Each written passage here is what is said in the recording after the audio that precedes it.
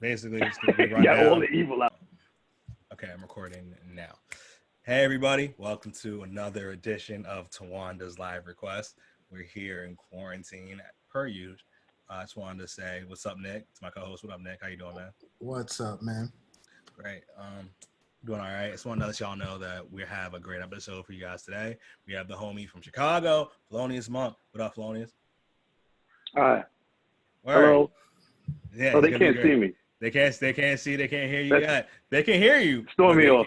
but They can hear me. they can't see Okay. you yet. But when the episode starts, it's gonna be lit. So thank you guys for checking out the podcast. Again, you can follow us at TLR Pod on Instagram. You can follow us on iTunes, Spotify, and on Google Podcasts, whatever they use. We're gonna be more places. And thank you for listening. All right. So yeah, man. Um, what were we talking about? Before we did the intro and shit, what were we talking about, bro? We're talking about white people wanting shit from niggas for nothing, right? Free labor. Kind Yeah, of what this country was founded on. yeah, exactly. And it's like that's the thing Free that's crazy. labor. Yeah, it's like, all right, I don't want to get on my super woke shit, on my blacknificent shit, but I do want to say, like, you know how like people, it's like it's hard to let go of what you call it, like your what's the word I'm looking for? Like habits. Habits are hard to break because when you do some shit for if I wake up every day and I listen to the same song every day for like 6 months, I'm gonna be used to that. That's gonna be part of my routine. So it's like how like white people gotta understand like, yo, there's things that have affected niggas for a long time that have like affected the psyche of the black person in America, but also there are things that have affected you as well. Because if you watch any shit, it's always like, look at the awful shit that happened to this country with niggas and shit like that. Right. It's always like black people who legitimately are just like, oh, I'm so broken, and it's like it's hard to get over this hump, and I feel this weight and this pain, and we don't realize that. But at the same time, it's like every white person's always just like, oh, well, I'm fine today. No, you're not fine. This like you're not No. fine. You're not okay, and that's how I Well, want to start. they feel good. Yeah, they As think they long as feel they're good. happy. They think it did, but I don't think it's like it's true happiness because you have to No. analyze it. And I think that's why we gotta study all this. We gotta study all this shit. We gotta study everything that's happened historically and talk about it because then we can get all the sentiments out. Because if you don't talk about that shit, it just festers inside of you. So you got a bunch of people who are just like they're learning about the atrocities that they might have committed, but they don't understand the feelings that are tied to that shit. So in their head, they know this is bad. This is all bad shit. But subconsciously, they don't get that yet because they've been in habit of believing the superiority shit. So it's like that's why I look at a lot of people who recently when they'll have like a racist outburst or some shit like that. It's because they're under high stress. They got no sports. They got no Applebee's or whatever. And they're just getting poked and prodded by like how shitty the world is right now. So all that racist that they had subconsciously there, it just pops up out of nowhere. And they're just like, oh my God, I had no idea that was there. No, that shit was always there, bro. You got to deal with that shit. It was never, I don't know. I think that it's way easier to say, leave it in the past when your team won. You know what I mean? Like, black people, they're like, oh, you can't let go of it. Yeah, because the shit is still negatively affecting us. It's not that it's just affecting us, but we're the ones who are feeling it negatively. Like, I wake up in the morning, I'm like, shit, I can't just go and intern somewhere for free because we don't have generational wealth. And we don't have generational wealth because every time we won something, you motherfuckers stole it. They're like, well, I can't wake up in the morning thinking about what my ancestors did to get this life from me, so I have to acknowledge that I did it on my own.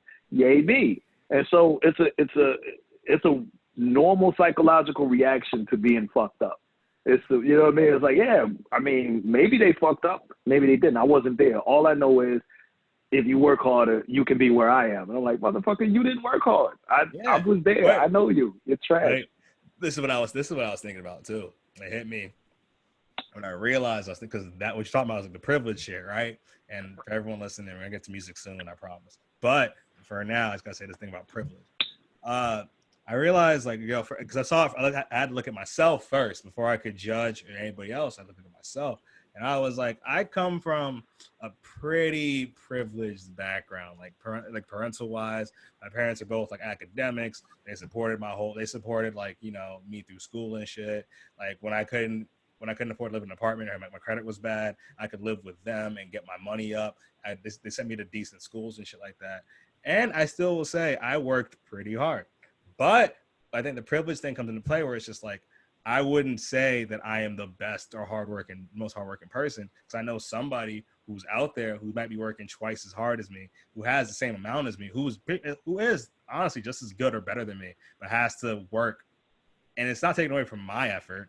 It's just showing the effort that they're having. So I think a lot of white people, they get mad. They just like talk about privilege when my life was hard. Like, well, yeah, your life was hard and you did work hard. I'll admit it. Props to you, worked hard. But what we're saying is there's a bunch of people out there who work just as hard who are not getting those results. And that's the problem. Right. If you continue to work hard the way you're working hard, you should continue to have the life that you've worked for, that you're proud of. We just want to make sure that everybody else can have that.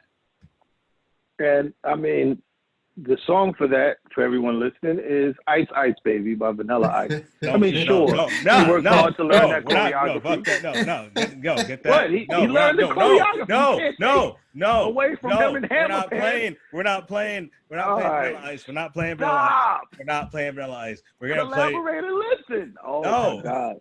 Yo, see, this is the black supremacy Terry Crews was talking about right here. As soon as you niggas getting charged, now you don't want to play white music. Wow. I'll say this. It's funny though. Is like I think contextually, I never understood the impact of Vanilla Ice. I never understood that because like in history you don't understand that shit. But like I just think about it now. I watch old interviews and shit like that. People talk about hip hop. It's like Latin quarters. Like you go to Latin quarters and you probably get robbed. But that's the only place you can go for hip hop. So people risk getting robbed to go see some shit, or it's like the tunnel, like all this shit, all these gangsta places. Like if you use somebody else's rhymes, you were getting beat the fuck up. And then it was so hard, it was so street. And then Vanilla Ice came up, portraying that, like I'm street, I came from this, I came from that, and it's just like, oh my god, private school Rob, Bobby Van Winkle, bro. But what's crazy is gangster named Van Winkle. I mean, this gangster's named Clifford, so it's like, T.I.'s real name is Clifford. They're usually old. No, T.I. T.I.'s Clifford. Clifford. Yeah, no, he's Clifford. Yeah, he's a Clifford ass nigga. Clifford Harris. Yeah. He acts like a Clifford. Yeah, exactly. He acts like a nigga named Cliff. You can tell by the words he uses. His name's Clifford. Expeditiously, that's a Clifford word. That's a Clifford ass word, bro. It's a Clifford ass word. But speaking of before we get off topic again, Felonius, what's the song that you're gonna choose today? Because everyone listening, if you don't know, this is a musical podcast where we talk about people's favorite songs and what they mean to them. So, Felonius, tell us, what's your favorite song? My favorite song is Donny Hathaway's "Song for You." It's a oldie but goodie. All right. It is it's one of those songs that I think just like sonically is perfect. There's nothing wrong with the song. The lyrics are great for an R&B song, a soul song. His voice is amazing, but the song has like movement. The keys do a thing where the tempo changes and the bridge is there. The bridge is so powerful. He's got this amazing voice. And then the lyrics are maybe for anybody who's ever been in love, it's one of those, like, I get it. I know what this song is, right? And, male or female, if you've heard this song and you've been in love, you're like, yep, I get it. I don't care about any of this other amazing shit in my life. All I care about is you. And so, yeah, that's my favorite song. Also, double down on it being my favorite now. My son likes to sing it, and he likes to hear it. So it gets sung a lot more in my house than it used to. Oh, wow. How old's your son? He'll be 4 on the 12th in 11 days. He's out here singing Donny Hathaway. Donny Hathaway, Gregory Porter. Those are his American favorites. He's also allegedly half Ethiopian, but he likes those Côte d'Ivoire dudes, man. He really likes Afrobeat. All right, I think Afrobeat right now is super popping and shit. So he's on fire. He's on fire. Yo, so I did a little bit of Googling, right? This song is in the Grammy Hall of Fame, right? That's one thing. That The makes song sense. was also written and produced by, or no, not written and produced. It was written and produced by Leon Russell, Yes, a white dude a named Leon white Russell, dude from by the way. Oklahoma, a white dude named Leon from Oklahoma Yes, yes, made this song. absolute. That is the original version of this song. You talk A about white guy. You talk about young niggas named Clifford, but white dudes from Oklahoma named Leon. What are the White odds? dude's named Leon. Yeah. Yeah, no, if you told me Leon Russell is outside waiting for me, I'm about to fight a dude with drinking a 40 ounce out of a bag, blunt and shop, sideburns, and a big afro. Like, there's no Leon Russell that's white. That's not a real thing. Nick, first of all, you tell me Leon Russell. I'm expecting two different people. I'm expecting to see Leon the actor and it's oh shit! Fucking Leon, you're here. Leon here and Russell. That's what's up. Can I tell? Ross, you can leave because you do rapey shit. But Leon, let me talk to you real quick, bro. Leon, what was it? Yeah, what was it like being on the set of Little Richard? Did you get lost in the character Little Richard? Did you get lost in that shit? What was your favorite role? That's crazy. Oh my God, Tom Shepard! Like, get the fuck out of here. How do you get to go by one name? What do you have to do? Do you have to file paperwork? How does that? You ever get mad at Denzel for taking the one black name actor? Like, Leon was good. Leon's supposed to be. Leon's good. Shout out to Leon, bro. We need to respect Leon more. Leon was great. A lot more. Yo, there were some great black actors when we were like that in the 80s and 90s who kind of almost disappeared because it's like they got overshadowed, but they deserve more credit. Leon's one of them. The nigga from OG Bobby Johnson, I can't remember his name right now, but that dude was an actor. Yeah, someone's nice. Yeah, he's great. And then who else? I think it's like there's a bunch more actors that like just who did some shit, but then it's like they kind of just disappeared. Yeah, I don't think there were a lot of roles for there weren't a lot of roles for black leads in particular, right? Leon was, all the black women knew who Leon was, still do. Like, young black women look at Leon, they're like, oh, I know who that is. That's Cinderella's baby daddy. Like, that's he been that guy for that long. But also, how many, once Morris Chestnut came, it's like, we can't have two dark-skinned niggas. Like, we got our dark-skinned quota.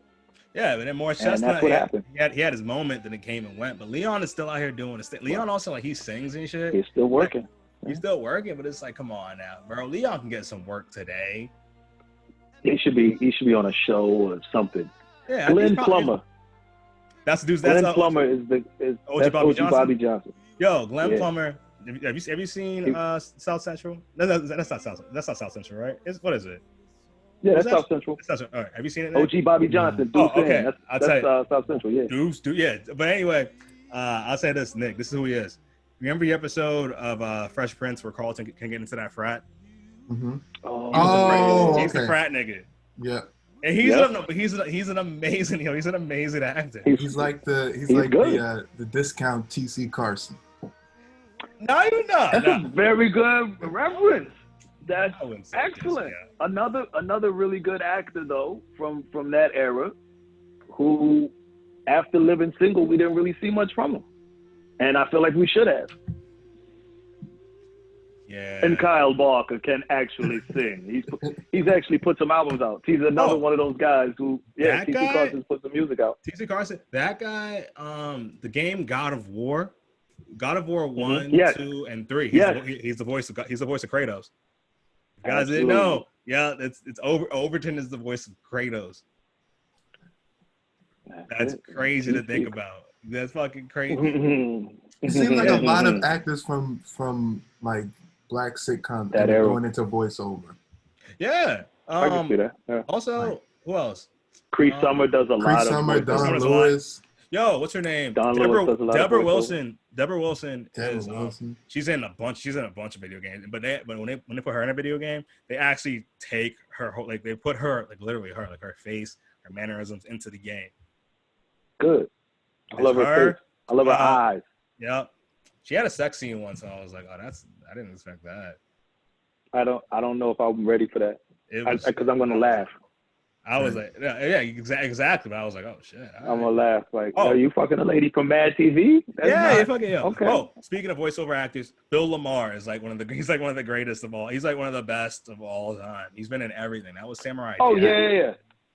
He was just on. I just saw him on Supergirl because I'm that old guy who watches all of the CW superhero shows. He played Martian Manhunter's brother on this most recent season of Supergirl. He was actually working acting, but yes, he voices Futurama, Justice League, Unlimited, Justice League, Static Shock, Samurai Jack, Foster's Home for Magic. Like, he's done voices for all of those shows.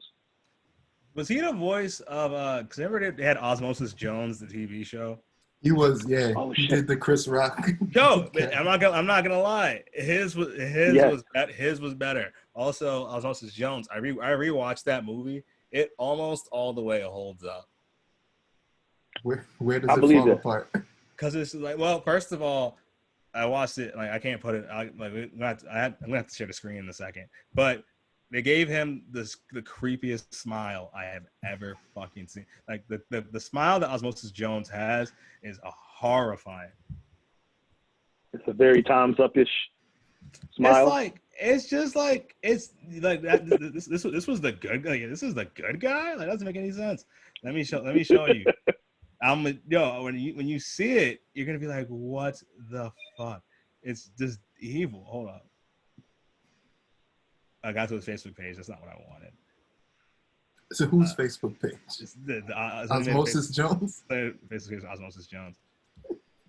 Osmosis Jones has a Facebook page. Yeah, he does. I feel like there was a while where any cartoon that had a black lead voice that was too famous for them to do like the series version, it was Phil Lamar. Like, he did Men in Black too. Oh yeah, I remember that shit. All right, here's the face from Osmosis Jones.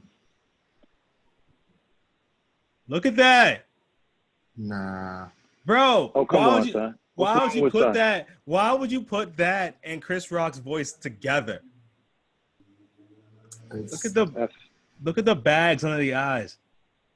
Yeah, that's a lot. That's the fact that instead of hiring Chris Rock though, that they like, nah, son, we're gonna get. I want the voice to be the same, but also I don't want to pay this nigga Chris Rock. So. Yeah, I mean, no. I can't imagine Chris Rock signing on to do that. Like, yeah, exactly. You want to be a voice actor on a WB kid show? No. Right. Yeah. Well, also the TV show. I mean, the movie it didn't do numbers. It didn't do numbers because it was like I think the movie that was pitched was like PG-13 rated R. But at the time, it's like 2002. They're like, we can't make cartoons that aren't for kids. And it's like, right. But it's like, no, the subject matter is fucking insane. It is a white blood cell cop trying to take out a deadly virus. But if you here's the plot. It's a white blood cell cop that everybody doesn't trust because he caused Frank to throw up violently one time. So everyone's like, all right, you're too extreme. But at the same time, there's a virus in the guy that is dangerous that no one's ever seen before. But the mayor of the whole body is like, we can't talk about the virus because I don't want to lose this election. So instead of actually taking precautions, he gets a cold pill to solve the problem. The cold pill can't do anything by itself. So the cop uses excessive force and almost destroys the body in the process. I'm watching that tonight. Yeah, watch it. If you watch it tonight under that lens, little propaganda. It's propaganda, but it's funny because it's just like, because at the end of the day, it's not propaganda because it works because the white blood cells, your immune system are the cops of your body because A, they take care of any threat that comes to you, and B, when you die, it's usually its fault. Well, that's aggressive. That's a lot to process now. But I'm walking around with cops in my body. So I can kill myself. What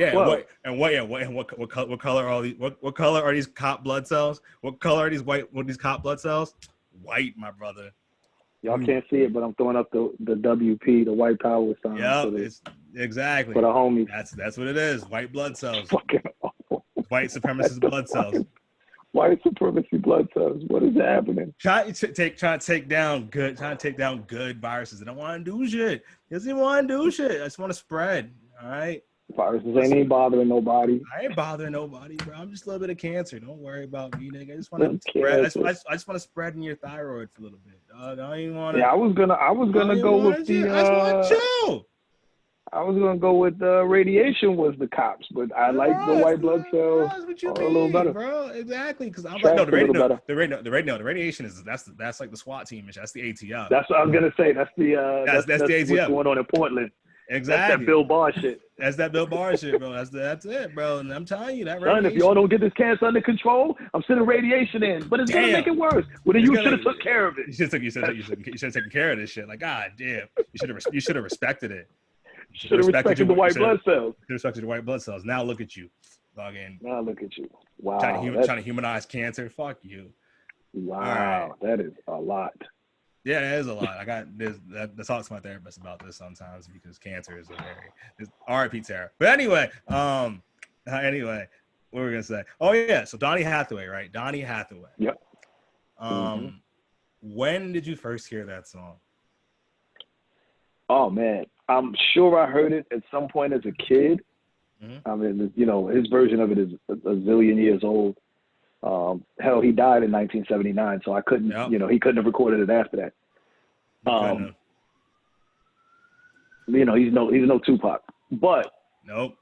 I'm sure I heard it sometime in my childhood, but I don't really remember it until sometime in the last 10 years, 2011-ish.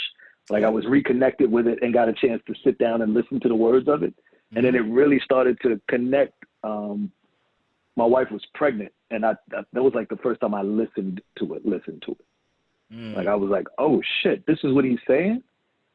Like, what we do, I'm like a E-level famous, right? Like I've been on enough shit that somebody recognizes me, but not enough shit that I can't comfortably ride public transportation. Nobody's gonna be like, I saw that nigga Monk on the train. He poor. He's like, they'd be like, yeah, that's about right. That's the amount of good he should be doing. He's on the train, but he doesn't look homeless. He's right. He's clean. He's clean on the train, famous. That's absolutely. He looks sober and clean on the train. Exactly. He's saving money. He's fiscal. Right. He's fiscally responsible. He's not gonna be one of those rappers, who's blowing his fucking advance. No, sir, not him. He's a family man. But I remember listening to it when my wife was pregnant. Yeah. And kind of like being able to grasp the idea of what most entertainers are looking for from an audience I had with her. And it was just weird. I remember when I first got with my wife, I tell people a lot, I stopped doing comedy for like 6 to 8 months. It wasn't like an intentional thing at first. At first it was just, I'm really enjoying being with her and y'all paying me $20 to do a bar show. I'm gonna just kick it with my lady. Fuck it. You know what I mean? And then I realized I was too happy to do comedy the way I was used to doing comedy. I only do comedy angry. And so I kind of just sat back and I always say, if you can quit, you should quit. Comedy, stand-up is dumb. There's no reason for us to do it. It's a bad idea. So if you're capable of walking away from it, you should. The rest of us who can't stay away from it without feeling like we're going crazy, this is for us. So after about 6 months, I was like, okay, something's off. And I went to an open mic. She was, she came when we do an open mic. She was like, what the fuck is wrong with you? Why don't you do this all the time? You're not bad at it. I was like, oh, that's the kind of compliment I needed to get back on stage. You're not bad at this. And also, shout out to you for bringing somebody you love to an open mic. Yeah. That's so brave. I'm a Leo. I'm pretty, like my brain doesn't calculate for the possibility that I could bomb. I've bombed before. Stop. I know I've bombed. I know I'm capable of bombing, but my brain only sees the scenario when she comes to a show, I destroy, and she's like, hey, I've never wanted to throw my panties at a comedy nigga, but tonight I want to throw my panties at a comedy nigga. But here's what I mean, how my brain works. No, your brain also is hella. As a Leo, I think it's also hella arrogant in the sense of like, it's not about you bombing. It's not the chance. It's the other people there saying crazy shit. And you're like, don't worry. I know we'll be fine because my jokes are so good that she will forget that she heard 3 rape jokes and 1 white dude say all of that shit. Word. Yeah, I think by that point, no, we weren't that woke yet. Like I know I wasn't doing any reckless shit. Like you said, like you said, it was like, no, I'm not gonna say that. But yeah, at the time, I don't think I could control what was happening, and we went to a black mic first. That's different. So it was familiar, but it was still, there was a few Corey Holcomb-esque, you know what I mean? That's what's wrong with bitches, you know. And you're like, oh, okay, no, he doesn't mean you, he mean the other bitches. I don't know how to fix this dude's shit. So it was like a lot of that early on. But yeah, I don't think she even paid attention. Like, I think she was aware that people were laughing. But, you know, we talked about it since then. She was like, before I met you, I don't think I've ever gone, like, intentionally to a comedy show that wasn't, like, some big name that I already knew from TV. And I think that's how most people digest comedy. That is how most people digest comedy. Right. Like, she's married to a person. She has no idea whether I'm good at comedy or bad at comedy outside of how other people react to me. Yeah, word. That's good in a sense. But then there's those times where it's just like, for me personally, I look at it the opposite way. I'm like, all right, if I'm bringing a girl to a show where I know it's going to be bad, like I bring a girl that I really, really like to a show I know it's going to be shit. Because I want to see how she reacts to me, like doing my thing. But like, maybe I'm having an off night. Maybe the crowd isn't with it, whatever. Right. Because then I get to see, like, afterwards, they're just like, I've had girls be like, no, like, you're really funny because you said this and you said that, but they weren't giving you that. I appreciate that. That tells me, oh, she's doing for me. I've had girls get up and walk out. I mean, yeah, that's fair. Yeah. Both are fair responses. They're both, exactly. They're both fair responses. But let's be all right. Yeah, but the one that's for you is the one that has the response that you can deal with. But yeah, I mean, if some chick was like, come see my band, and I went to see her band, I was like, yo, you niggas suck. And you invited me unironically. Yo, this isn't gonna work. You're a dick. You're abusive. You can't. Yeah, that reminds me. Like, I've had this thought where I've dated some girls, I've talked to some girls. They're just like, oh, I'm gonna start an OnlyFans soon, and I'm just like, I'm afraid of supporting it because like, what if it's like bad? That's the thing about sex work is,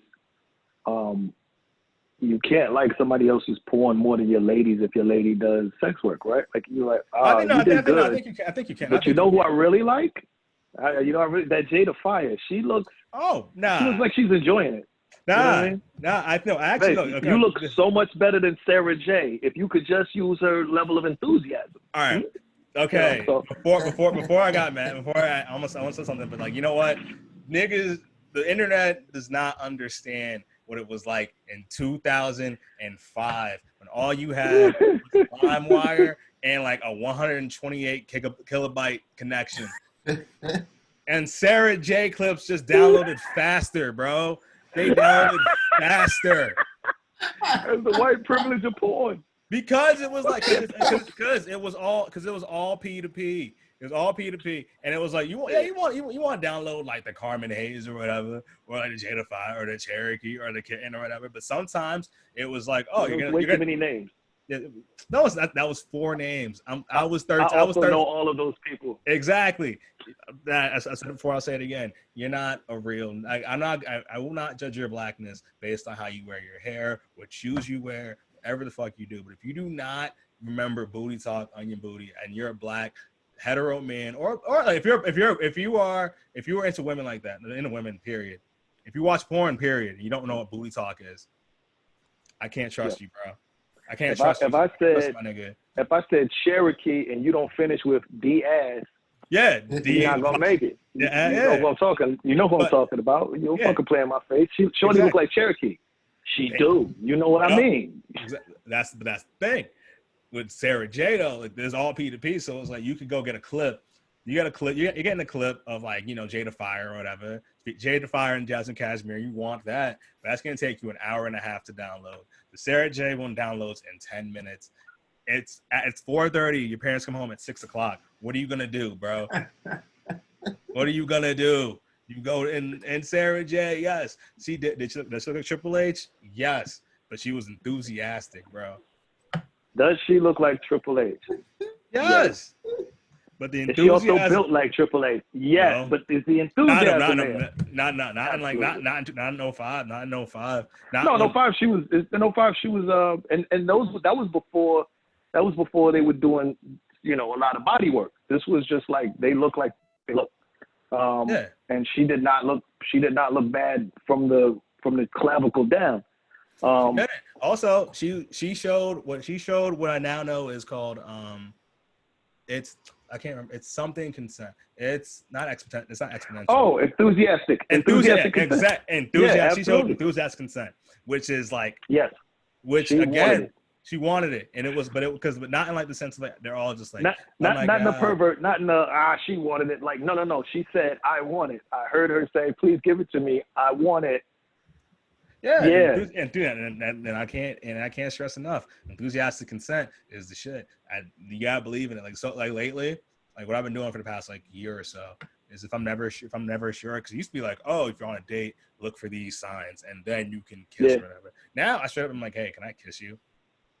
Would you like? And it's like, and the crazy part is it's way less awkward. It's way less and awkward.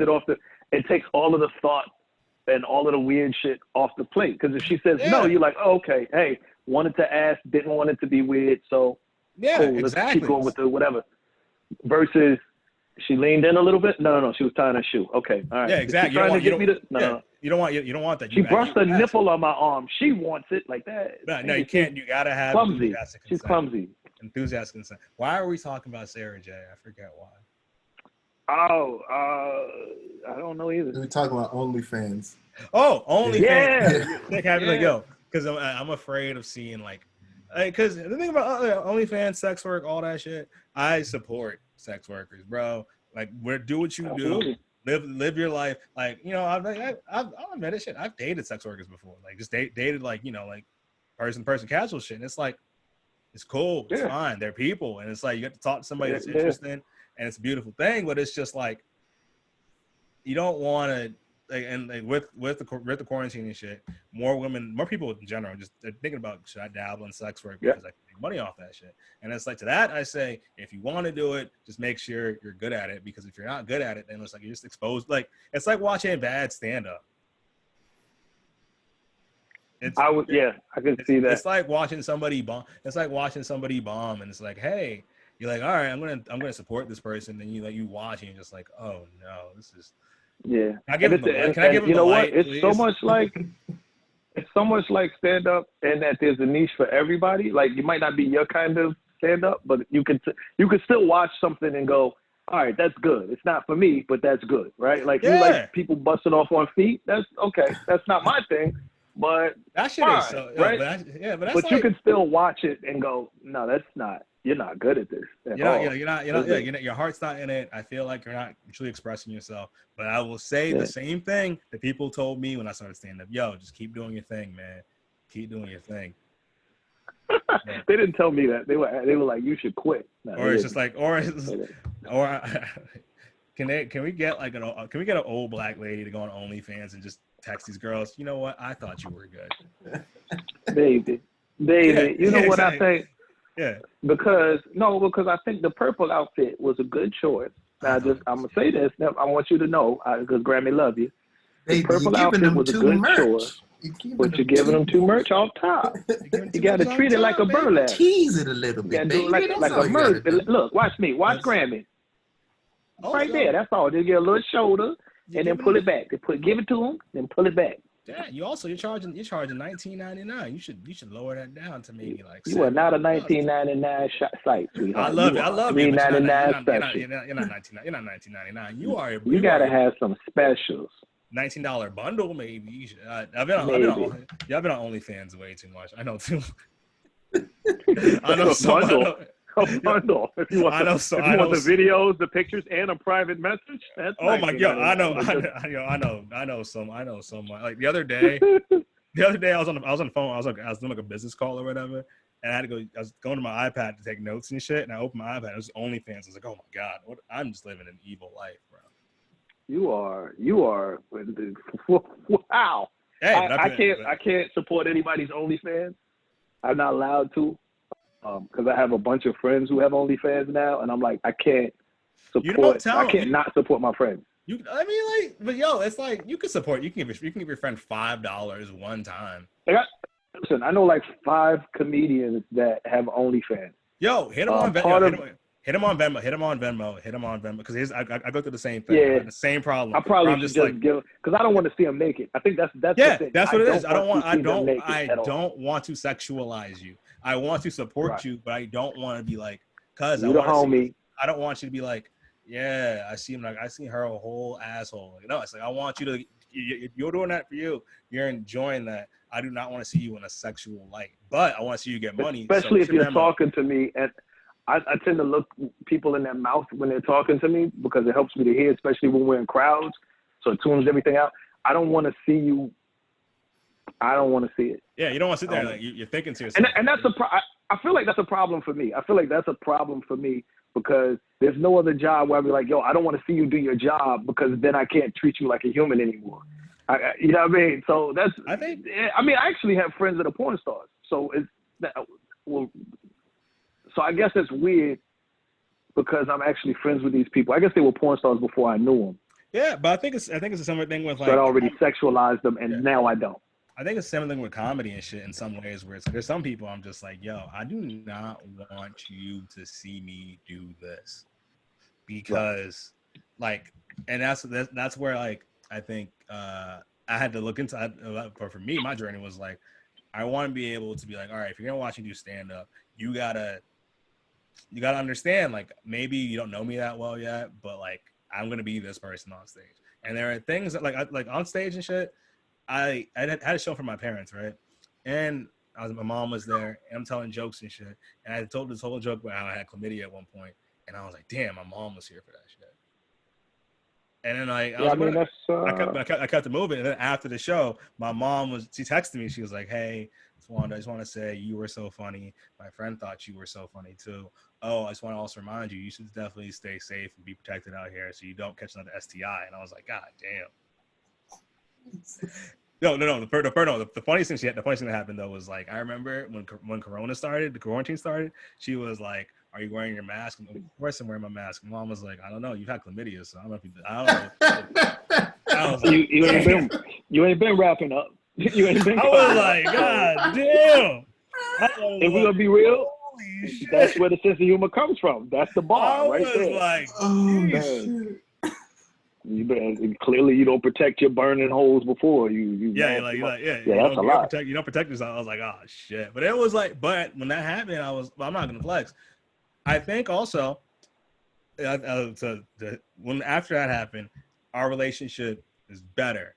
Not that it was bad, but it's like it's freer. But I also think that with like people, sex workers, especially if they're like, hey, I want you to see my OnlyFans or whatever. I want you to see this shit. They're sharing that with you because they want you to know them better. And maybe for you, you're like, all right, I don't want to see you in that sexual way. But maybe you'll watch it, and this is your friend. You're not gonna think sexual thoughts about your friend. You're gonna see them like, oh, look at them expressing themselves. This is super cool. Like, I know a girl that got an OnlyFans, and then she was like, you should da da da. I was like, I don't know, it's weird. But then like, I watched one, and I was like, oh.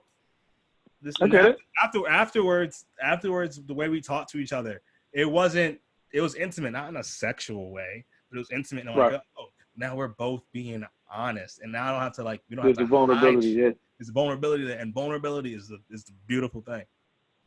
That's the coolest thing that I have Columbused in the last 5 years. Clearly vulnerability has been around, but I didn't discover this shit until like 4 or 5 years ago. Bro. But it was realizing that things that made me afraid were the things that I had to do, and then that meant I had to start admitting the things that I was afraid of. Yep. And then shit became fun. Exactly, yo. That's what I'm talking about. Moving on from that to the next portion of the podcast, I gotta ask you, what's going on in your life that you need a song for? Because I can give you a song.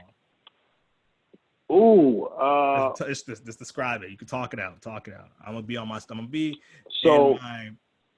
title. Shout out the title. I'm gonna scroll through and find you a song. Okay. So I'm probably having the most success that I've had in my entire career right now in this moment, and it's difficult to enjoy it the way I thought I would be able to, because we're all on like temporary restriction, but we don't know when we're getting off restriction. So it's like For Life happened, and I would love to be out. Oh yeah, I just assume everyone. For Life is a show on ABC. It's produced by Sony Pictures, 50 Cent, Doug Robinson. It's a great show about the real life story of Isaac Wright Jr., who was convicted of a kingpin charge in New York 30 years ago. He became a paralegal while he was in prison, and eventually he got a bunch of other inmates out by finding technicalities in their cases. But he also eventually got himself out and became a lawyer in real life. And he was sworn in the same courtroom that he was convicted in. And so, we made some changes to it. Aaron Wallace is the lead instead of Isaac Wright. He's a lawyer in prison instead of out, instead of a paralegal. But I play Hassan Nawaz, the Muslim inmate and drug counselor, who's in-house counselor was overcharged, and Aaron Wallace tries to get me out. And so, it was a show that started, I was supposed to be on 1 episode, I ended up on 7. After we finished shooting, I was like, this is perfect. As a comedian, it's as important for people to know who you are as it is for them to know that you're funny. If I can get you in the door, I'm funny for an hour. But I got to be able to get you in the door for you to know that I'm funny for an hour. So I was like 7 episodes on a show, and the ratings weren't great initially, but what we found out was the plus 35s, meaning people who streamed it, Hulu'd it, whatever. We ended up doing over 7 million per episode. So I'm like, if 7 million people saw me do something, if I come to your city and do a show and you see my face, you're like, I recognize that face from somewhere. Fuck it, let's go spend the money. Instead, I'm at home doing Zoom stand-up shows and forgetting my punchlines because I haven't done stand-up in so long. And I don't know how to do stand-up laying down in my bed. I'm too fucking lazy to try and actually stand up doing stand-up on a fucking Zoom show because I'm not going to fucking kowtow to the man. This isn't real life, goddammit. This is not, I'm sorry. No, but it's not. Right, so let's go. So, what's happening? That's the thing that's really happening in my life is like this enjoying this place, probably as financially secure as I've been since I started doing comedy. Season 2 is already guaranteed. We've already gotten calls asking if we're willing to come back, through Corona. So I know that I'm involved in a second season. Everything in my life is probably as good as it could be. And I can't go outside and enjoy the fruits of the 10 years I put in trying to get to this point. So, what's the song for that shit? Oh, I got you, bro. I got you. Because I knew you was because before as I whittle it down, I do want to say this. Like, I understand that completely because it's hard, I think, to be happy when everyone else around you is stressed out. If you're one of the people that can be happy when the world is miserable, you're a bad person. But at the same time, as hard as it is to do that, it is easy to be sad when everyone else is happy. So like it's hard. You feel like you're by yourself, and you want to celebrate yourself, and it's so difficult to do that. But at the same time, while it's difficult, it's still necessary because the world doesn't need another sad person. You know what I mean? Like, the world's sad enough. You radiate good energy. Maybe just maybe it's not gonna solve problems, but it's gonna radiate towards others and shit. And people can feel that. And when you generate that energy inside yourself, you can it allows other people to it frees them to be happy too. And you deserve to be happy, bro. You work 10 years. You're on a show. You're on a show on ABC on legit everybody got ABC, on bro. Network TV. You're supposed to be on 1 episode. You fucked around and hit 7. You're gonna be on the 2nd season. You are doing big things. I think that's all amazing.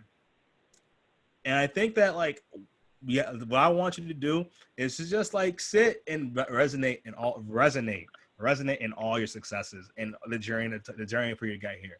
Because it wasn't always easy. And while it's not ideal what's happening, you're still doing great. So Nick, do me a favor. This is a good song for radiation, for positive radiation. Play Better by Khalid. Khalid. That's a good call. Because this song, I'm not gonna for a little bit of backstory for me. I started listening to this shit because around like, April-ish, I was stuck. I was in the crib and I was like, all right, so I got a whole routine for quarantine. I got my unemployment shit. I'm building a model. I'm playing video games every day. I'm living this life that I dreamed about having when I was like 10, 11. And I was still like sad. And I was like, how can I escape this? So I remember I walked outside, which I thought was a war zone because all I saw was Twitter and the news. I sat on a bench in a park across the street from me. And I just played this album. And this song is basically about, it's kind of romantic. It's basically a dude trying to convince this girl that he's like friends with that they should be more than friends. Because like, look, we have a good time. We have a good time together. We're having fun together. We clearly have a vibe. Let's just go with it. Let's just lose ourselves. Let's not think about anything. And right now, it's like that relationship. I see that same relationship between you and your success. Like, bro, you're looking at it like, yo, this is mine. I should be happy. We should when nobody else is around. That's a really good call. When nobody else is around, I'm just stuck with my success. I'm in a good mood. So let's stick with that, bro. Breathe, like live. Nothing feels better than this. Exactly, live in this. And the thing about it is because you won't get lost in the sauce because you've lived a life, you've had experiences, and the fact that you can feel for other people like this, you're not gonna stop feeling for other people. You're gonna continue to do that. Just embrace and enjoy what you got. And this song by Khalid off of his second album is fucking great. A lot of people feel like Khalid is just like, like he's super poppy, super easy. He's basically just like, everyone can enjoy it. But at the same time, it's one of those times we realize like, yo, if it's popular, it's not because it's bad, it's because it's good. Yeah, I mean, it's a good song. Also, I think it's the idea that all art has to be edgy takes away the definition of art. This is good art. This is a good song. It's a song about a guy trying to get out of the friend zone. We all know that guy. A lot of people have been in that situation. It's a relatable song, but it's a good song. He's got a good voice, and I wish I had this song in March. I had a really weird March too, prior to like going into Corona. Barry's the anniversary of Barry passing fucked me, and then and I don't know why it was weirder this year than it was last year, but it was a lot.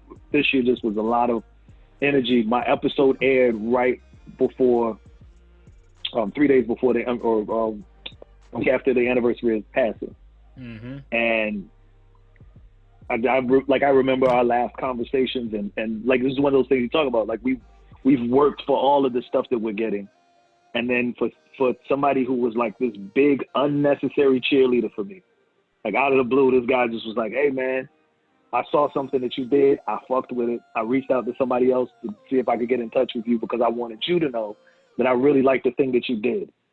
And then this guy is like the blueprint for decent humanity, right? This is a good guy. When good people think good things about you. So, this year in February, whatever happened, I think maybe Helen's book was out too. And there's some pictures of me and him in the book. And that like really touched me because, I got a picture with him. One of the last pictures he took with a human being is a picture with me and him at a show, just talking comedy. And it just was a really tough February. I needed all of the positive music I could get going into March. Should have done TLR in February. Hey man, I don't know, but you know now, and I get that shit. Also, she dropped the book, and there are pictures of you in there, nigga. I ain't got one fucking picture. I knew that nigga forever. Fuck, man, Helen, you fucking whack. You piece of no. I want to curse, but he's like, no, we were cool. I introduced y'all. Yeah. I get no pictures. I get no black and white pictures. You introduced to the Helen? No, Didn't you I do should know. say Helen? I just you to him. Oh, being you. Yeah. Absolutely. Yes, Absolutely. that was Absolutely. me, bro. That was me. I can't get Absolutely. nothing. I can't get no kind of press. This is garbage. Nah, it's me. Absolutely. The crazy part to me was, and you never know, right? Like, I know that he had conversations about you right before he passed. I know that because he had conversations about you with me right before he passed. And I don't think I shared that with you at the time because I didn't want him to go. So I think I felt like if I didn't talk to people about his diagnosis, it wouldn't happen. Bro, I'll tell you this. I'll tell you. It was just, I wasn't ready. I don't worry. I'll tell you this. The last time I talked to him, I remember he called me. I was at work. He's like, can you talk? I was like, I can talk. And I was at work. And it was a startup job because I didn't give a shit about that shit. Like, it's funny because like at my job at work, I'm the type of nigga at work that'd be like, yo, I'll take a phone call. I'll walk to a room for like an hour and just take a phone call. Yo, I was busy. But anyway, so he calls me. We're just rapping, chatting, rapping and shit like that. And I think at that time, it didn't fully hit me of what was happening. He was just like, yeah, I'm just calling because, this might be the last time. I was like, all right, that's whatever, bro. Right. That's not going to happen. That's not going to happen. That's not, because it was so quick. And then we had a whole conversation. He was just like, I just want you to know I love you, bro. I was like, I love you too, man. And then, a month later, I remember you texted me and you were like, did you hear it? And he passed. And the crazy part about that shit was like, you told me that I was still with my ex-girlfriend, all right? And I got that news. And then flash forward to wait, now. I was the one who told you? Yeah, you're the one who told me. I was like, damn. But you didn't know? I was the first. Oh shit! I feel awful now. No, don't feel awful. Because I felt awful when I found out, and I didn't. Don't feel bad. Because at the end of the day, you're not the one who killed the nigga, unless you are. But you probably aren't, unless you did not. White blood cells did. We've already the white blood cells killed the white man. That's great. They have no loyalty to nobody. Listen, oh my God. We've learned in Portland that anything that tries to protect black people, the white blood cells will attack. So oh my God. That makes perfect sense. If my white blood cells are listening to this podcast, just know that I do love you. And after this, I'll eat an orange and like some liver and take some vitamin D. I don't know what helps you guys. Maybe like ginseng. I know. I suppose I love you. You hold me down, bro. Come on, guys. You got me. I got you. Got me. We good. Yeah. There's a we in white, baby. There's an I in white. Come on now. No, don't. The W and the E in white. Yeah, there's a W and an E and there's an I. So it's without I, there's no us, baby. Come on, baby. It's also a hit. It's hit in white. Yeah, it's a hit. Yeah, but I don't get they need to chill. But what I was gonna say though, it's like you can't. And when shit like that happens, bro, it's one of those things where like the messenger is just messenger. It happens. That shit happens all the time. Like I was gonna say, flash forward to now, which this isn't that. It's not funny, but it's just like. My ex passed in April. She had cancer. She passed from the shit. Me and her had a long conversation beforehand. We had a long conversation, and the week before actually, and it was a strange thing to happen. It was a very wild thing. It was like those last conversations be good. I'm not gonna lie. If you allow yourself to be a part of that and let yourself just be open and honest about what's happening, those conversations be good as shit. So we talked about my insecurities. He and I've had probably, the number of times where I've forgotten how long we were on the phone until my phone was gonna die or whatever. But that last call wasn't as long, but it was more direct. Yep. Like he was saying what he needed to say, and Barry will talk about 5 different things in rapid succession. Like we're talking about this, and he makes the right turn because it connects, and he might start talking to you about the Sandinistas and about AOL, and then comedy, and then go back to the ding hole, and then Boston to New York, and because its brain is. But this wasn't that kind of conversation. It was very direct. It was, hey, this is what's happening. Remember I told you this was happening to Helen? Well, now this is happening to me, and I don't have this. So this is where we're going. Probably got about 15 minutes left. So I love you. I feel good about comedy because you and Tawanda and some people like you exist. And that was something that felt good and hurt me at the same time because I rethought every joke I've ever said when he said that. It was like, is this joke good enough for Barry? Is this a joke that I would be ashamed to tell in front of Barry? And that's kind of how comedy worked for me for a while after that. Barry's so legacy. I needed better then, goddammit. Yeah. Well, I feel you. And better was definitely out. And also, the thing I will say about Barry, his legacy is he's the one older white comic from Boston who wasn't racist at all. No, seriously. All him and Tony V. Shout Tony V's real nigga. Shout Tony V. But everyone else, like, they're nice people. I know. It's like, you guys have said some shit about me or some shit about my people, my kind, my ilk. You haven't made. But anyway, definitely listen to Better. It's a good song. It's off the album Free Spirit, which is great.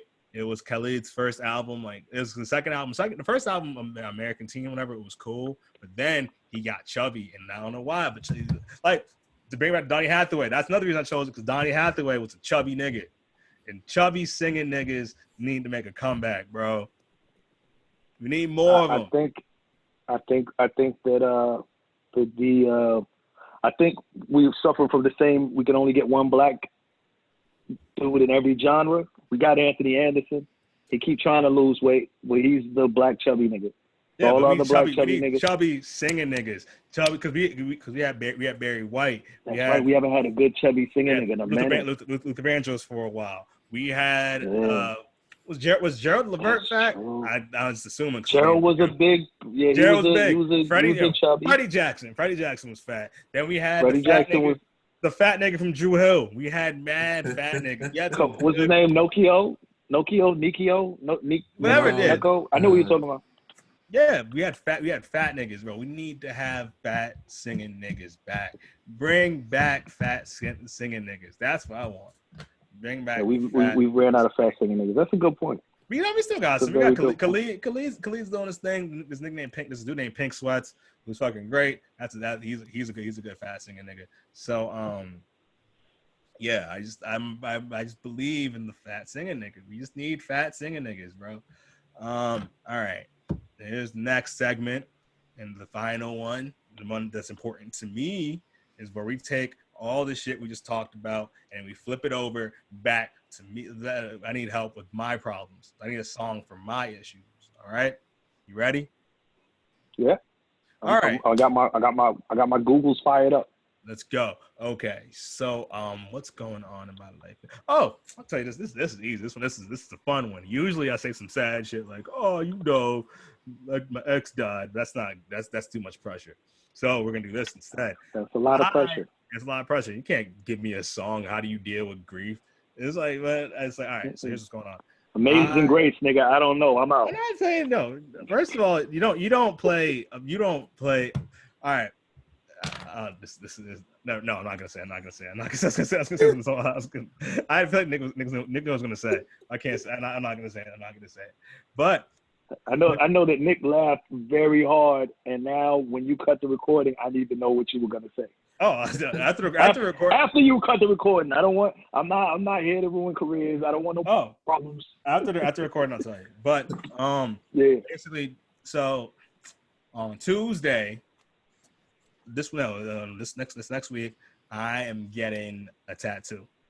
All right, another one. I think it's about to almost finish. I think it's like at that point, my right arm tattoo sleeve is done. This tattoo is Medusa's head. Okay, I'm getting Medusa's head. I'm getting a black Medusa head because I feel like I'm not gonna get a statue. I'm not getting a white woman tattooed on me. Period. That's never happened. I might marry one at some point because my life might turn out miserable. But I'm not gonna get a white woman tattooed on me. That's not happening. That's not happening. So all right. It's gonna be black. The snakes are gonna be dreads, kind of. Also, I think that I can't imagine one white woman named Medusa. There's no white lady named Medusa. I could see a black woman named Medusa. That's a fair point. Greek names kind of really work with black people better than even Italian names. Exactly, and then Medusa. also, and you know, Shorty Medusa from over 112. Yeah, Medusa's family. Medusa's family Zeus brother, reunion. Zeus sister, nigga. You know Medusa, Zeus sister. Yeah, got the brother Achilles. No, Medusa's family. Man. We want Medusa's family reunion, bro. I'm watching that. Are you kidding I'm watching that right now. Absolutely watching it. At that point, aren't y'all just watching sculptures? Like, isn't that? That's it. Oh, damn. Wow. That's an art exhibit at that point. Yeah, that's all. Really nice. It's just a sculpture of a chick throwing grits, like mid, just frozen throwing grits. Someone at the grill, just frozen in time. Yeah. Oh my god. I think I got. So yeah, I need a song to get ready to hype myself up because it's also gonna be in a very painful spot. I'm also kind of scared because it's just like it's quarantine shit, baby. And like basically, I need a song that'll get me through this tattoo and also get me to this place where I don't want to call it a new normal, but the reality of my situation is we have to keep living our lives safely. But we do living our lives. We do. And I think so. One thing I enjoyed about talking to you is you have this very unique experience. Like one of my best friends is a Nigerian who was born in the United States but went back to Nigeria for high school. Oh, damn. He also, He for all 4 years of high school. So imagine showing up in Igbo land at 14, not being fluent in the language, and they teach in Igbo in the schools in the villages. So, but it's these very unique situations, right? Like my immigration experience was completely different. My mom was like very, let's assimilate, let's get the fuck out of the way. We don't want anybody to know anything about us. Yeah. And then, you know, they have all of these other experiences, especially if you come from a place where there weren't a lot of people in your neighborhood. Like Nigerians, there's a bunch of them everywhere. So when they move somewhere, they're like, all right, keep my name. You know what I mean? But Ethiopians in the 70s, it was like 9 of us in the whole country. Nobody knew the fuck we were. And the only thing they knew about Ethiopians was y'all were skinny and starving. So there's people who know me for, 47 years and have always known. And then there are people who have known me for 20 years. And the first time they heard about it, maybe it was 2 years ago. And they're like, what? He's Ethiopian? No, he's not. And then they look again, they go, okay, maybe it is. So what I said that to say, is very spiritual way that we look at doing anything. Even a tattoo, which for some people is just, I'm going to go get a tattoo. Or I want this color. Or I want a sleeve. Even people like, this has a meaning to me. This is my sister, and the day she had a car accident, the baby, whatever. But this feels more like an acknowledgement that the world is shitty and maybe doing whatever it wants to do, but in that you want to do this thing that you've been doing, you want to finish something, right? Like, it's like, I have to complete this thing. I want to complete my sleeve. Yes, the world is fucked up. Yes, we're in a pandemic. Yes, I can't control anything. What I can control is this tattoo of Black Medusa. Black Medusa, or just Medusa, period. Which makes me think about D'Angelo's Black Messiah album. Oh. And there's a song called Till It's Done. Till It's Done. Let's do this shit. Let's do this shit. You can play Till It's Done by D'Angelo and the Vanguard. And what I really like about it is it's really like this dark song about tragedy and pollution and all. But it says we keep fighting. We're called to continue reflecting until it's done. We don't stop living just because it looks like we ain't gonna make it. So that's your song. It's your tattoo song. It might not get you hyped, but it'll get you in the right mind frame. Oh yeah, you don't get hyped for the gravity. Yeah, come on. Oh, now your blood's flowing. Now you're bleeding. Yeah, exactly. Now you're getting stabbed. You're getting stabbed like 10,000 times. It's not. That's time for reflection. And all in my head, I'm just thinking. In my head, when I get tattoos, I think about what inspired it. If it's based on a movie, I might watch the movie. If it's based on a family member, I might think about the family member or whatever. And then I just think about that. And I think about how cool I'll look when it's done. It's it's gonna be dope. This whole emotional thing. And it's also I have a good Black tattoo artist. His name is on Instagram is Made Rich. Shout out to Made Rich, he's great. It's basically like a long barbershop session, to be honest. I could talk to a nigga about anything. it can give me perspective. It's like, you know, a dude that's slightly older than me, and it's like tattoo artists. I always see it as like it's not necessarily in the same vein as stand up or in the same vein. Even when we talk about sex work and shit like that earlier, I noticed that like with all these with them, with sex workers, tattoo artists, even like anybody in entertainment, people have a sense of like, oh, I know you better than I actually do. Like people feel like we're familiar. People like, oh, they think that you're friends. In reality, there's a business taking place. However, they find a good way to balance. It's like I'm not gonna out here just like shit, but at the same time, it's like I gotta get paid, bro. Like our relationship is based in money. It's transactional. It's transactional, exactly. The tough part for me, and I'm learning this now. I don't like doing business with people I was friends with before I started doing business. No, you don't do that. Don't do that. Don't do that shit. Don't do that. I can actually become friends with you after we do business, right? Like our business relationship can grow into a friendship, at which point our business relationship has to fundamentally shift, right? And it's just because if you do fucked up business with me, you ruin our friendship. Yep, you cannot come back from that. You cannot come back. I can't come back from that. Yo, there are people I know. There have been situations as well where it's just like, I know somebody in a situation where it's just like, damn, either they could help me out dramatically or I could help them out dramatically.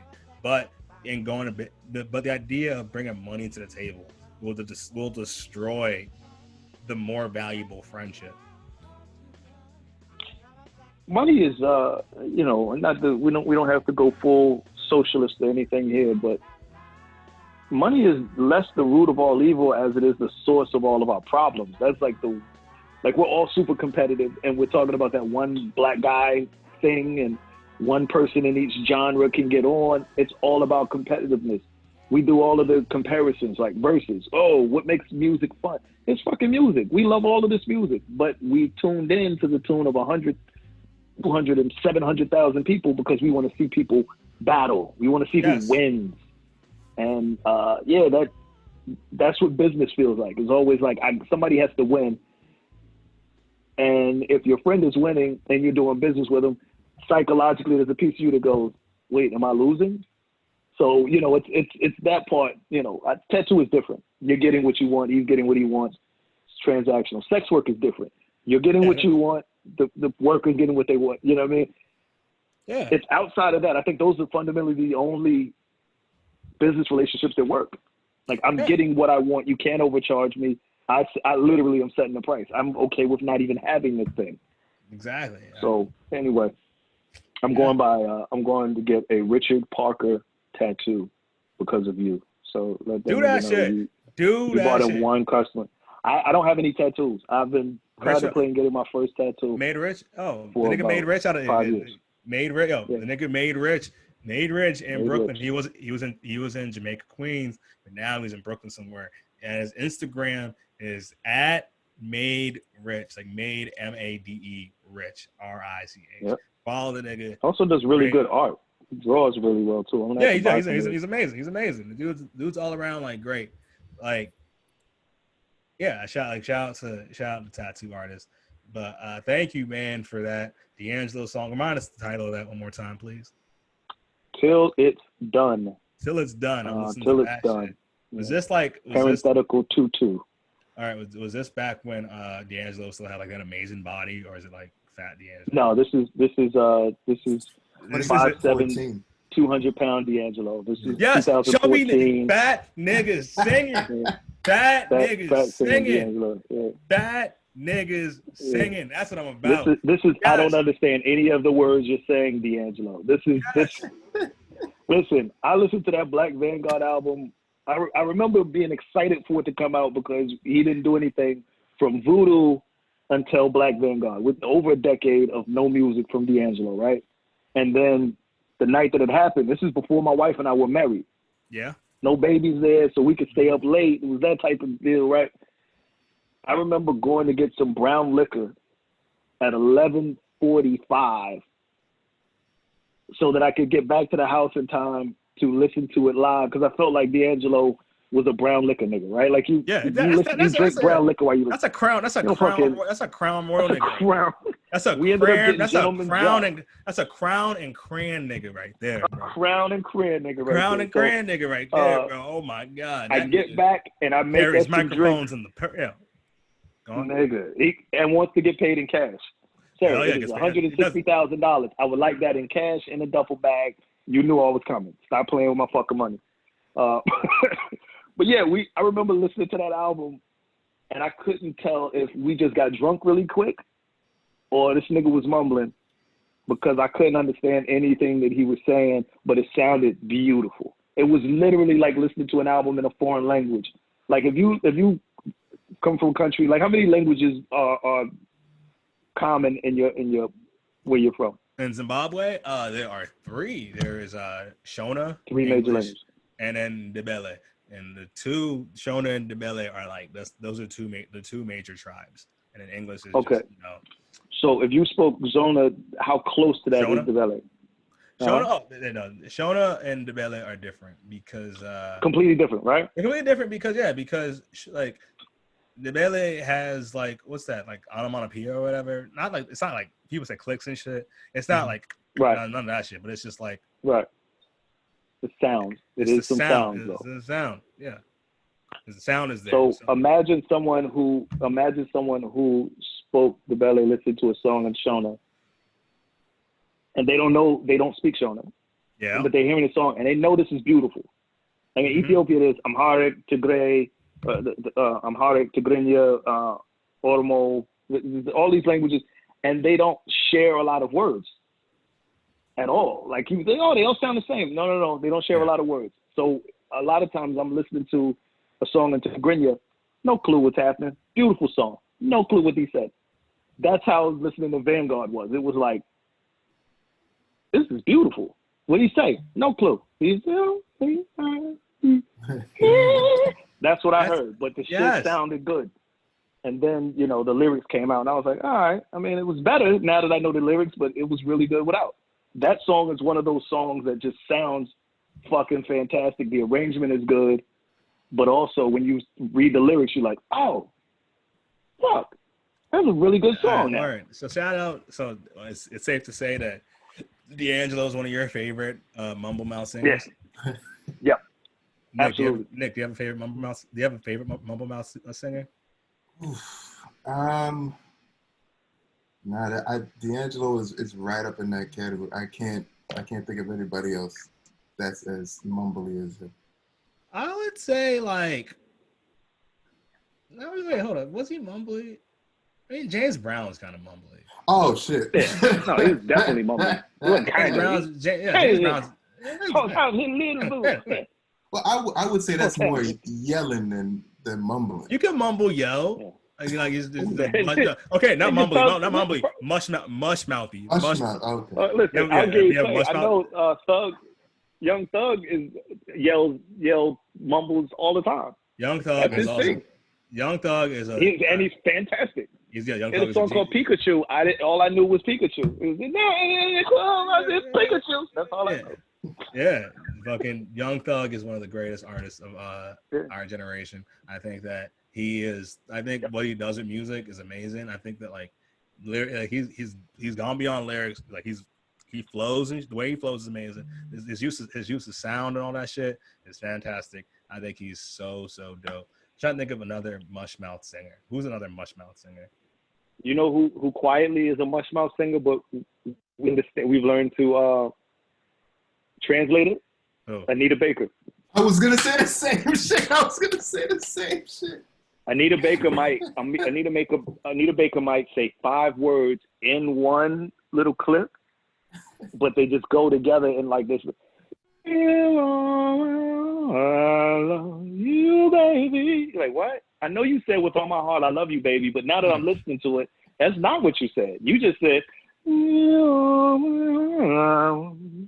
vowels. All vowels. So there you go. No consonants.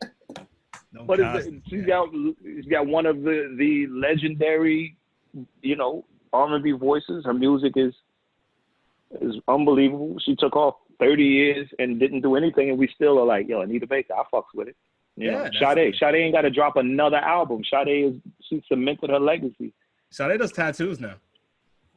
I fuck with it. I believe that. Yeah, she's a that tattoo makes artist now. perfect sense. That makes so much sense. That she just feels like one of those people who music wasn't doing it for me right now. I'm gonna just draw some shit. I'm gonna get high and draw some shit. And someone's like, "Yo, you should put that on me permanently." Put that on me and permanently. Like, yeah. Can you draw yourself and just put it on me? That's like, I would love to see you drawn on me. That sounds very different than the way I meant it at first. Now. yeah, I could go on and on because I'm not gonna I lie. want you on me permanently. Yeah, I was gonna take it to a very strange place, but I don't know. I feel started like going. Maybe I backed out before we got there. nah, that's good because it's like I think that we've said enough. I believe that enough has happened. Enough has happened because there's no. I want you don't have to get evil, bro. We said a lot of positive things. It's gonna devolve. It's gonna devolve. It was going there. Before we go on, I just want to say shout out to Made Rich. He's great. Shout out to sex workers. Keep doing what you're doing. All that shit is fucking fantastic. And if you like sex work, nigga, just embrace it. You don't have to be super loud about this shit, but nigga, go see a chick. If you have a friend that has an OnlyFans account, send her some money. Don't send her a lot. Send her a little bit. She's putting her pussy out. She's putting her pussy out there. Send her $1,000. But Yeah. But but still, bro, because they don't get residuals. I don't think they get residuals if you look at it again. Like if you watch the video, you don't get residuals. They don't get that shit. So come on now, bro. She's putting things in places. You can give her some money. Say something controversial. You ready for some controversy? What controversial? All right.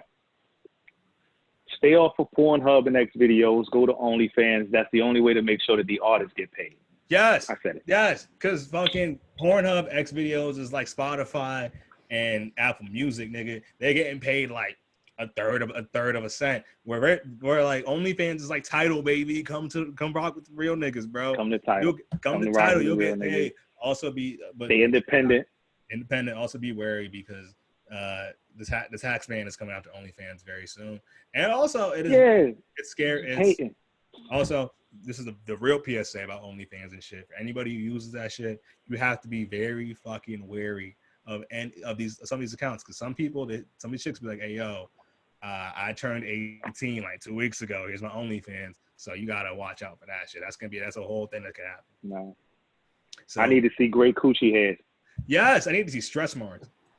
I want to see stretch marks, great coochie hairs. I need to see that little red in your eye where the melanin has started to leak in because you've lived long enough that it's like, all right, I don't want to be in your skin anymore. I want to see that. I need you to have Michael Jordan eyes.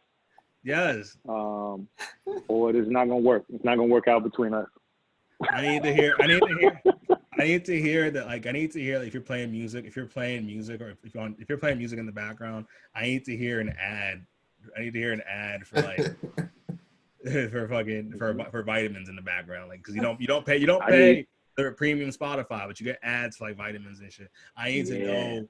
Yeah, I need to see that. I need to hear your knee pop when you pull your knee back to do some freaky shit. I need to hear. That's what I want. That I want. That I will pay. I need to see that. I'll pay for the monthly. I need to see that your shoes have Dr. Scholl's insoles. Yeah. I want to know that you wear kitten heels because they make they don't hurt your legs as much. That's what I need. Exactly. It's not a style choice. It is a comfort thing for you. I need to know. I don't know whether to swear.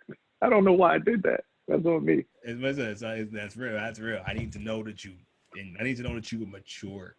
I need to see that you have a copy. I also need to know you woke. I need to see that you have a copy of Bell Hooks somewhere in your room. All right. I need to see that. I need to see. I need to see what you get. Show me what you read. Show me what you read. Definitely. Yeah. Talk about. You gotta be careful now because everybody you find out everybody has a blind spot. I think with everybody's trying to be too perfectly woke, and I don't think that's realistic. That said, you have to be very careful who you're championing before you find out what they think, because you find out the next day that they're fucking hardcore bigot, and you're like, I didn't know that Harry Potter's writer was a piece of shit to trans people. Now I'm fucked up. I had the tattoos. Now J.K. Rowling is out here just being a jerk off. I didn't know that's who you are. So effacing. Be Yeah. self-effacing. Understand that you, while you are not perfect, you are consistently trying to be the best person you can. And while you have while you have blind spots, you're doing what you can to remove or lessen those blind spots. Also, most Yeah. importantly, I need to know as a person, not just the OnlyFans and shit. I need to know that if you're in a position where you don't know anything, you don't know enough, you can direct people to people who know more than you. That's what I need for my OnlyFans growth. That's yeah, I need to see absolutely that. what I need. While you got that anal plug in, all right. Before you pull that anal plug out, what's your position?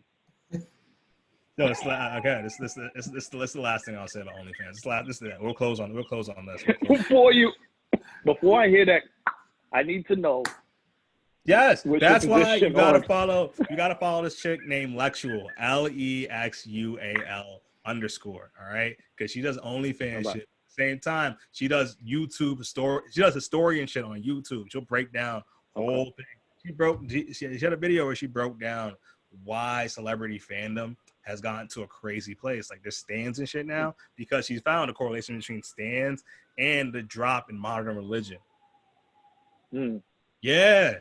That's the shit. And also, she was stuffing her butt. So you gotta follow. She's out there. I feel like that's the kind of combination that proves God is real. You know what I mean? That's what proves God's love for us. Great. She's If you're gonna talk to me about the correlation between stands and idolatry and the drop in structured religion in this country, while pulling out one of those anal beads that sound like you starting up a baby car, like the yeah, she does. Listen, that's a talent. She's lit. She's smart. She's smart as it. Yeah. So yeah, with that said, thank you guys for listening. Yo, Felonius, where can people find you online, or just in general? At Felonius Munk, FELONIOUS _MUNK. That's pretty much everywhere. If you look for that on Facebook, Instagram, Twitter, that's there. You can find me on season 1 of For Life. Yeah. It's on Hulu and the ABC app if you have it. I think it's coming to Netflix very soon. Also, season 2 should be out turn of the year, at the beginning of the year. And I don't know how many episodes I'll be in. I'm sure that I'll make at least an appearance. And then you can see me hanging out in Harlem, hopefully, because as soon as this COVID shit is over, I'm coming home, baby. Coming back to the East Coast. I know you missed me. Yeah. Yes. Maybe they didn't.